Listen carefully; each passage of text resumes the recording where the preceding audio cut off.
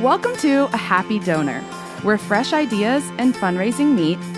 Clear vision keeps people on a mission, and we believe that happy donors are people who feel like they're making a difference, because they are.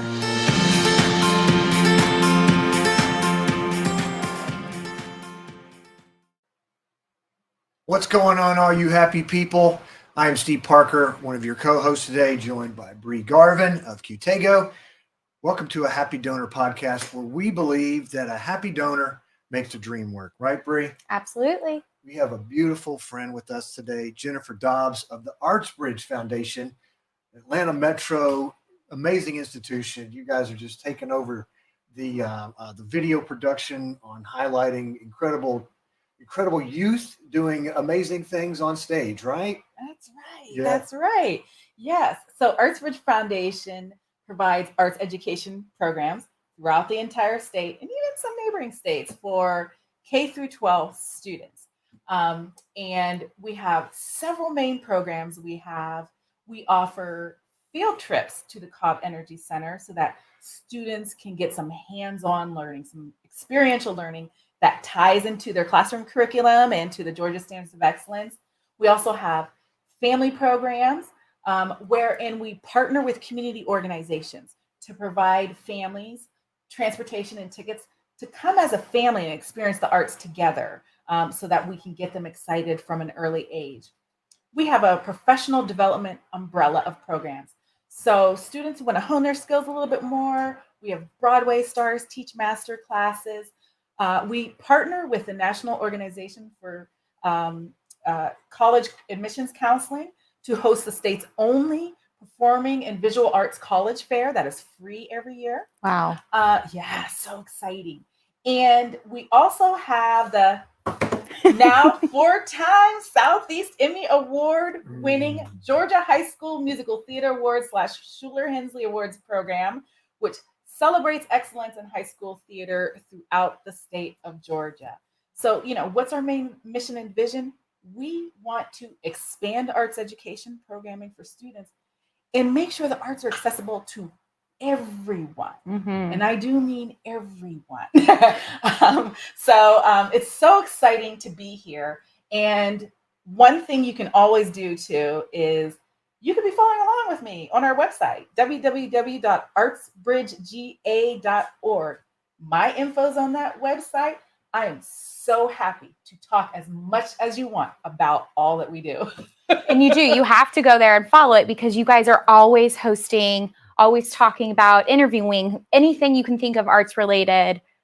Students, Broadway, you got to check it out. It is pretty amazing work that you guys are doing. Oh, thank you so much. Yes. We focus on performing arts because you can't do all. We Yes. sort of have our niche. But within performing arts, we are really just expanding what people think of performing arts. We do musical theater, but performing arts also can mean visual art. It can mean movie and TV. It's a lot of things under that umbrella. So our goal is to partner with, and we do, tons of community organizations, arts organizations, the city of Atlanta we partner with, and schools and school districts, of course, because we want to supplement, what they're learning or provide something that unfortunately some places are unable to offer. Right. I know a lot of schools, one of the first areas that you kind of see removed off of the list is the arts, which is such an important thing to have. That is exactly it. And especially during this time, it's just, basic needs have to be met. And so the arts are seen as sort of, an added benefit, when in fact, when we talk about educational approach, it's not just STEM, it's STEAM, science, technology, engineering, arts, and math, because the arts help round out a holistic education, right? Absolutely. I don't want people to think of the arts as, oh, you have to be an artist, you have to be an actor. No, the arts help with academics. They help with self-esteem. They help build leadership, right? Our future innovators could have originally been artists. So the arts just don't apply to the stage, they also apply to other areas of students' lives. I think that the arts apply to every part of every kid's life that I know of today because Mhm. guess what they're all doing? TikTok. Everybody's a star, right? Mhm, You can be a mhm. football player, but it's look at me, right? Right, You could be drawing something, you could be acting out something like that. I think, right. we would love to help you get more of that message out, right? I think that every kid, or young person, or not even, right, so much, but they seem to embrace it a little bit more than some of the other, generations will. Absolutely. Right? But to do that here, right, or to do that on stage, or to do that in some other, kind of performing arts manner, is really not much of a leap, is it? No. And so I'll give you two quick examples. One example is through our Schuler Awards program. We have had two national award winners from Tri Cities High School here in Atlanta who have won the national awards, one of whom appeared in a Broadway show. Wow. Okay. So that's great. But, not every student is going to be a Broadway star. Mhm. I have a story of a young student, sixth grade, from an inner city Title I school, young African American male, who was invited on stage during a field trip at Dance Theater of Harlem, right? A roll of students was invited up to do some current dances so that they could incorporate in their performance. The short end of the story is that they asked the students to do their own dance. This young man did some ballet, some 8 footés in a row. I mean, he was phenomenal. And the crowd went wild. And the artistic director of Dance Theater of Harlem came on stage and said, "Young man, what is your name?" Mm. And she, right then and there, offered him an opportunity for a free camp study in New York with the Dance Theater of Harlem. Wow. If this young boy hadn't been at that field trip, that once in a lifetime opportunity would have never happened. And while we're arts administrators, we are the bridge to the arts. And situations like that are exactly what Yes. remind us of this is why we do what we do. It's, do we create Broadway stars? Yes. Do we provide unique opportunities? Yes.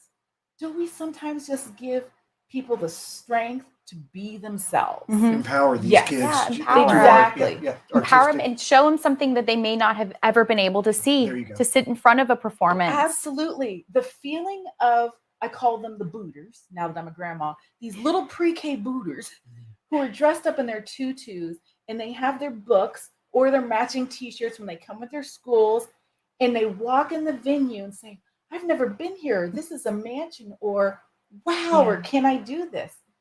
And your heart's just like, "Oh my gosh, yes." Yeah. I can't do all things, but let me I try to show you. Yeah, yeah.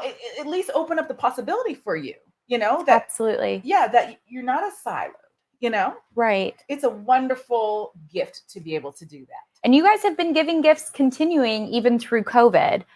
So I know with the arts, there's a lot of things where we had to pull back, shut doors, performances had to be either postponed or done in a different way. Talk to us about how ArtsBridge really made it through COVID. We are so blessed and fortunate. We made it through the black. Um, uh, we had to very quickly pivot, like pretty much everyone else did. But we landed on offering virtual programming. Our concern was we don't want to let this keep us from meeting our mission and vision. Right. Right. And so, how can we quickly reimagine? The great thing about, not crises aren't great, but the great thing that can come out of it, the silver lining, so to speak, is that it forces you to be creative. Lessons learned. Yeah. Lessons learned. So we were able to create virtual programming, which ended up reaching students in different parts of the state that we typically wouldn't have. There you go. Really? So that was so exciting. What we also appreciate is that we had donors. We had several new donors too, because people knew that we were especially challenged, that the show must go on for ArtsBridge. And so thanks to their wonderful generosity, we were able to maintain our programming and be successful. Good segue. How'd you make it easy for a new donor? What were you offering them? We offered various ways. Typically we sort of have a rote direct mail campaign or something of that sort. Sure. But in this period of time, we really turned our attention more to social media and the use of e-blasts and e-newsletters, and rethinking of who can we reach out to for major grants, in this time. Again, it forces you to be creative and think outside of sort of your silo. And so because we used these new avenues, it made it easier for folks to give. And then we also really just worked on building relationships. Relationships are so important to fundraising, not only because what you're doing is, everyone has their own mission and vision for how they want to impact the world. You're trying to connect them to their mission and vision. So if they align, you're saying to them, I have that path for you. There you go. Please feel free to work with me and let's mutually benefit from this. Yes. What a great thing. And we're all stuck at home anyways. Might as well start building some relationships like that and, really connecting with maybe some folks that had always been apart, but just didn't get that one-on-one. I mean, I'd want to talk to her. So you could have called me. We could have connected. Exactly. I mean, the other thing that we did too is that we really thought about the students who were not going to be able to access our programming as easily. We already offer a substantial financial aid subsidy program, which helps schools and students with subsidizing tickets and round-trip bus transportation. We even have a partnership with Action Ministries, which is now Hope Atlanta, to provide snack pack programs. We're, as far as we know, the only ones who do something like that because we want to take away every barrier to them being able to focus and take in the arts education that we're giving them. But the thing is that during COVID, what if some students didn't have technology to engage in our virtual programming?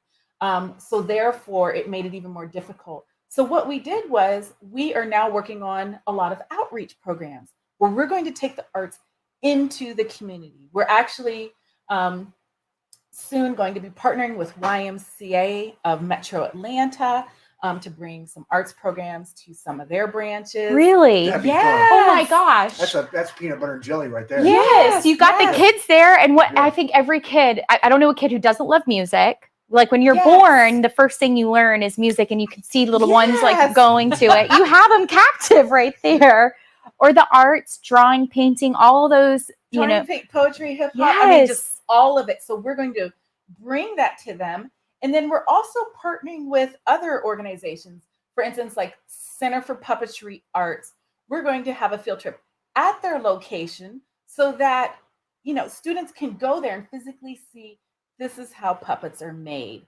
And so we're doing everything we can to remove barriers to access to arts education. So guess what? We need people's help though. No matter how we feel, we need money to do that. The good thing is that for us, pretty much 85% of every dollar goes to programming. Our overhead is extremely low. Now, I won't say during COVID, the overhead was a little higher, of course, because we had to do more outreach. But the good thing is that people can know that their money is going to the students we're serving, and not in our pockets. So the more we have, the more we can do, the more students we can serve. That is all I care about. That's all we care about at the beginning and end of the day, meeting our mission and vision. Loving on kids. Loving on, I call them my sweet babies. Loving on my sweet babies. That is true. That is true. I can see it. Oh my gosh. You are amazing. And the work that you're doing is amazing. You know what? Thank you so much. I think that there is a gazillion TikTokers out there that need to get on your stage, right? I Head for know. Broadway. Why not? I think so too. I mean, maybe we do a TikTok campaign and have all you TikTokers, advertise for ArtsBridge. It takes a whole community. Good. to Bree and I'll make come this. down and MC that. I know, right? Please do. I mean, I do have the TikTok app. I've never done one, Okay. but I'm sure I could figure it out. Yes. We'll raise money for you, Bree. Exactly. Absolutely. Awesome. Jennifer, thank you so much. Artsbridge Foundation. Yes, .org. we're Artsbridge Foundation, Yes. and you can find us at www.artsbridgega.org. My name is Jennifer Dobbs. I'm the executive director.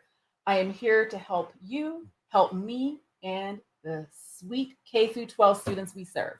Absolutely. Love that. Thank you Thanks, so much. Jennifer. Thank you. You bet. All right. right. Thank you all so much for tuning in.